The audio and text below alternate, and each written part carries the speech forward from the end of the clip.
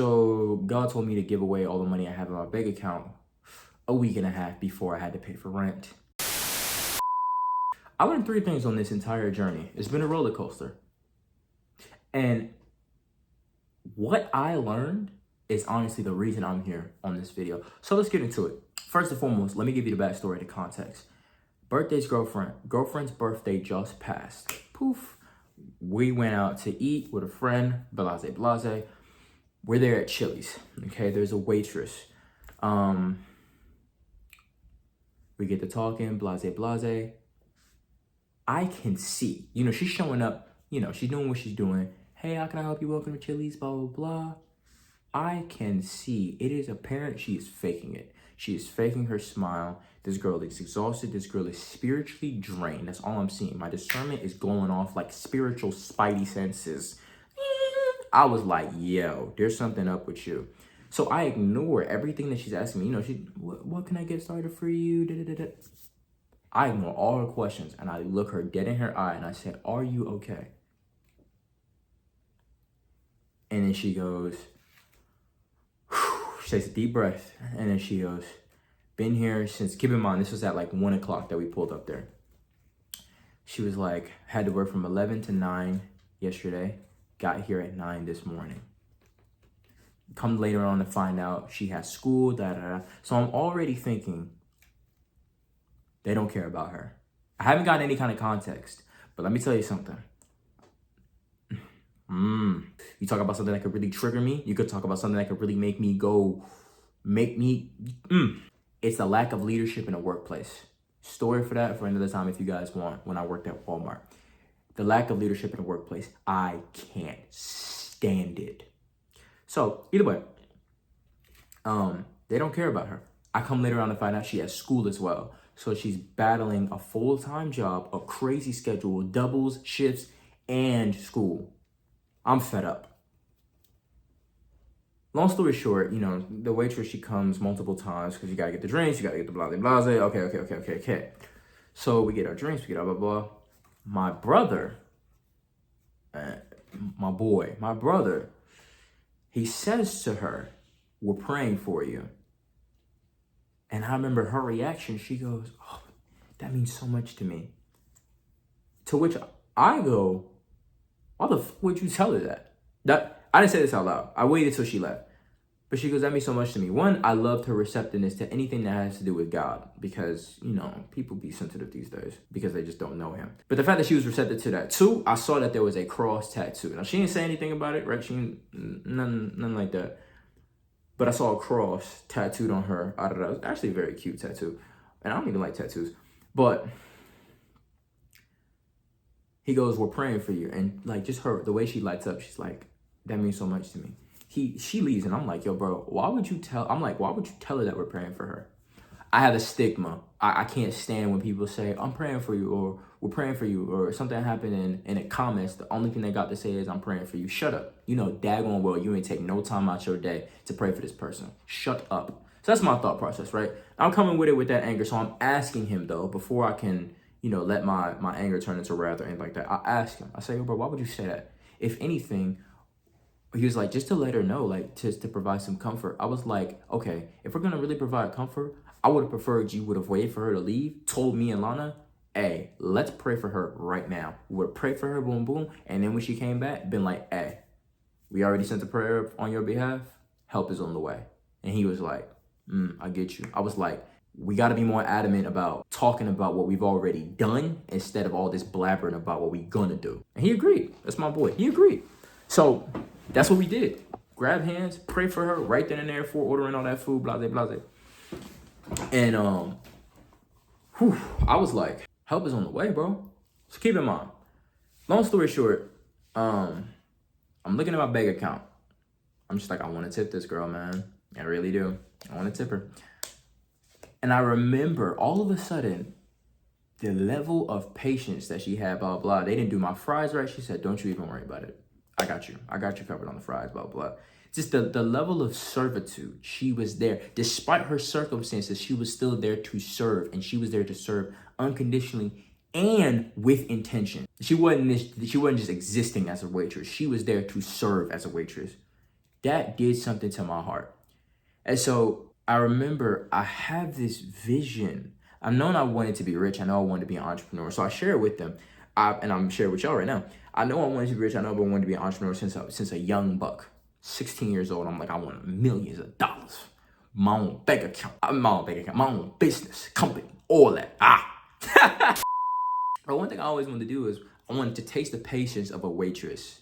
Very different now. I know Jesus now, so I wouldn't exactly do that. But I wanted to taste the patience of a waitress, kind of like a prank, and just be so rude, be so demeaning, throw away dishes, blah, blah, blah. You know what? I don't even want that. I want this. Like, wait for them to make a whole meal, entrees, da-da-da, just to declare, I don't even want it. Or just to put a hair in it and be like, what is this? This is disgusting. And then once I would see the waitress that did not quit on me after the third time, I would give them $5,000. Call it what you want. I don't care. That's me. And I remember I told that to my boy, Josiah. I told that to Josiah. And he goes, you will. And I remember Alana, she's holding my arm. She's like, you will, baby. You will. And I hear it clear in my spirit. All of a sudden, I just went to my bank account. $552. Okay. $552. I went to my bank account. And all I hear when they say you will, all I hear is, and you're starting right now. And I was like, huh? What you mean, big man? And I said, okay. I looked at them and I said, Father wants me to tip this girl $500. I have $552 in my bank account. They said, okay. So we asked them how the tipping system works, blah, blah, blah. I got a Cash App, boom. Sent her 5 bands. 5 bands, not yet. Now, I had to figure it out. Now, this is what he told me. He said, you're gonna give her the 500 and you're not gonna tell TikTok until after you've paid your rent. Because that 552 nothing was getting touched. My rent is 519 for context. My rent's 519. I have 552 in my bank account. Now I have $52. Okay? What he said, you're not gonna tell TikTok. I know if I would have told y'all, I don't know who's watching right now, YouTube or TikTok, but I know if I would have told y'all, we would have had $1,000 3 hours after that video posted, right? So he said, you're not gonna tell TikTok. You're not gonna tell Club 297. That's the group that just unconditionally pours into me financially. And they basically, instead of giving their tithe to a church, they basically, paraphrasing, give their tithe to me. They pour into me, right? He said, you're not going to tell them either because they'll rectify that as well, right? All I need is $519. I got 52. I tell TikTok, that thing is done in a day. I tell my team and Club 297, that thing is done in a day. He said, you're not going to tell them.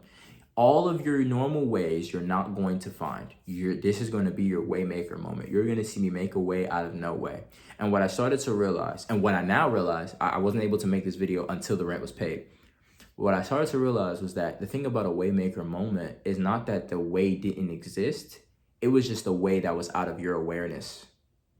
It was a way that was out of your knowledge and understanding. It was in a way that was outside of the context of your realm of thinking because he's all knowing. So there's no realm where thinking that he's not present. So he did it in a new way. Let's talk about that. Long story short, people sending you money randomly. I had to make some moves of faith. I won't go too much because I really want to get into the 3 that I learned. Immediately, I seen a video about some girl turning $71 into $710 because of her faith. Blah, blah, blah, blah, blah, tenfold. So this is the part, okay? And this is the first thing I want to get into. How I immediately said, okay, I gave 500. He's going to spin the block and I'm going to get 5,000. And so by thinking about this how, remember I have the who, I have the what, but now I came up with the how. I said, 5,000? Okay, I'll push make porn more. We're going to push out make porn more. And so this is the first thing I want to talk about. Haste. My default when it comes to money and it comes to circumstances that are beyond my realm, my first instinct is to hustle. Okay, we need to crack down because this amount is over what I'm accustomed to. Okay, I just need to work more.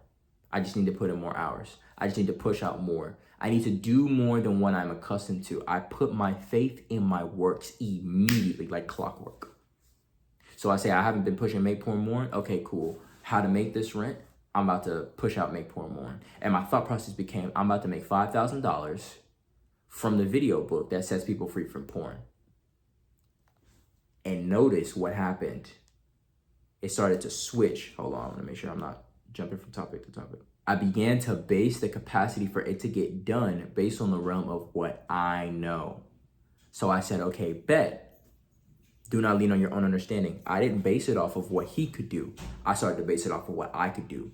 So now, it's all simultaneous. It's the how, it's the heart posture, and it's the haste, hustle. I was like, okay, I need to get this $5,000. I need to get this money so I can pay this rent. I wasn't moving like, oh, God's in control. No, God's in control and he has enabled me to get this money. That's how I phrased it, right? Came up with my own how. And so now my heart posture switched because I'm no longer focusing on that's 250 people. I'm no longer focusing on being put in a position to enable 250 people to have the knowledge and awareness to be on the road to freedom from porn. I'm not thinking that. I'm thinking I'm going to make $5,000 from my video, my DIV. Matthew 6:33 says, seek first the kingdom. So now check. My joy was being stolen because I was siding with Satan, jumping the gun. The thief comes, John 10:10 says, the thief comes to steal, kill, and destroy. And it's joy, it's peace of mind that he's after.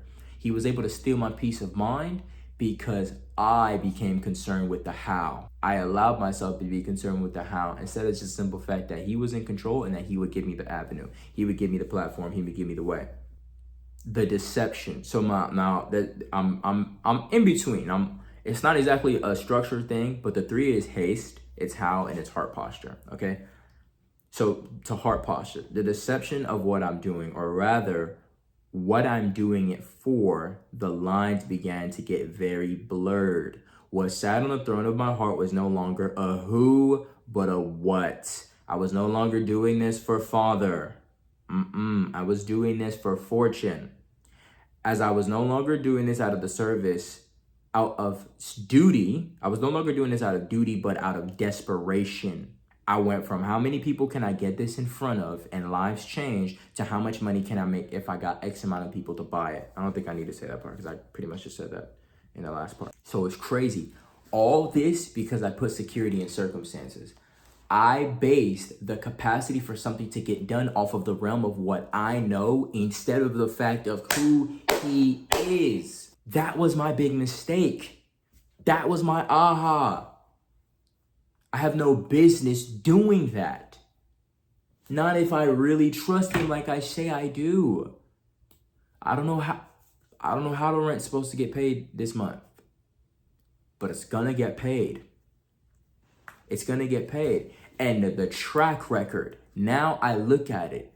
When you put it on paper, did the rent get paid for the month of April? No, March. Yes. The how isn't important, but Satan will go and try to steal the victory away by having you concerned with the how. He had me concerned with the how of how it was going to happen. Then he tried to have me concerned, spin the block, and have me concerned with the how it did happen instead of just the fact that it happened. I need you to catch this, bro. I done said everything that needs to be said. How, heart posture, and haste. I could really change heart posture. I could really change haste to hustle because that's exactly what I did. Taught me a lot. This taught me a lot. I now know why he wanted me to do it. I now know why he wanted me to do it. I just wanted to give this to you, man. Don't get caught lacking like I was. I'm giving you the tools and necessary knowledge and awareness so that when he tries to come and pull this same trick, you hit him with the Playboy, I got the sword. Back up, son. Okay? All right. Love you.